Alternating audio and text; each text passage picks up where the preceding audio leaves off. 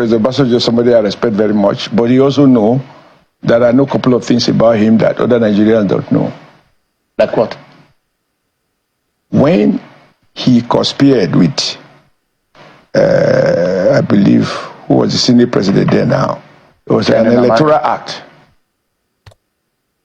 where they agreed that they doctored an act that was passed by the National Assembly and changed one or two words to give it a different meaning, including a provision that if a candidate dies, INEC can postpone election indefinitely. So people say they should put 6 months. Say no, subject to the discretion of INEC. And that INEC was, who was the chairman of INEC that Iwu? Professor Maurice Iwu. Yeah. I went to President Obasanjo as president of NLC, and I said, sir, you will not be able to fix all of Nigeria problems. No what government can. But there's something you can do. I believe you should commit yourself to laying a solid political substructure on which a future democracy will be built.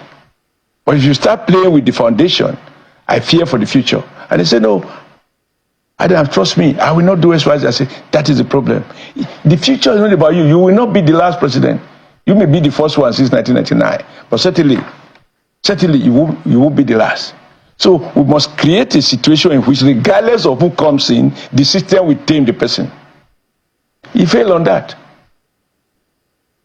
And Nigerians fail to acknowledge this thing about President Obasanjo's alleged third term bid, sharing money to legislatures. I was at Obasanjo's 80th birthday when he told Bukola Saraki, when Saraki said that he thanked God that Obasanjo removed it the way he did.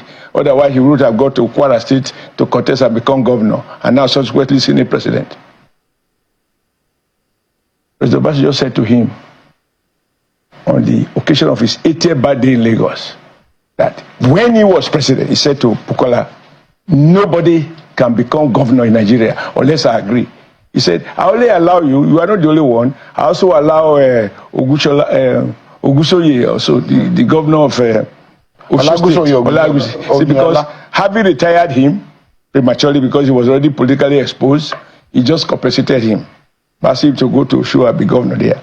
A man who allocated governorship, he doesn't have any moral basis to sermonize about democracy. And when they behave like that in office, they forget that one day they will be there. Now, my dear friend Peter Obi knows that I have personal respect for him. When I was governor, I invited him, and he honored me by coming to Edo to commission some of the red roof schools we were building to restore some integrity to basic education. However, I heard him now talking about the number of people who vote in an election. Now, Google how many people voted in Anambra that made my dear friend Peter Obi to become the governor of Anambra State. They're talking about Nigeria voting population being 30%, 25%, or whatever. Is this governed by opinion, or are they governed by express provision, either in the Nigeria Constitution or subsequent enactment by the National Assembly? Elections are conducted based on. Now, let me even ask you, is it possible for two people to win an election? Obi went to court, say he won the election. I think we went to court, say he won the election. One of them must be lying, ab initio.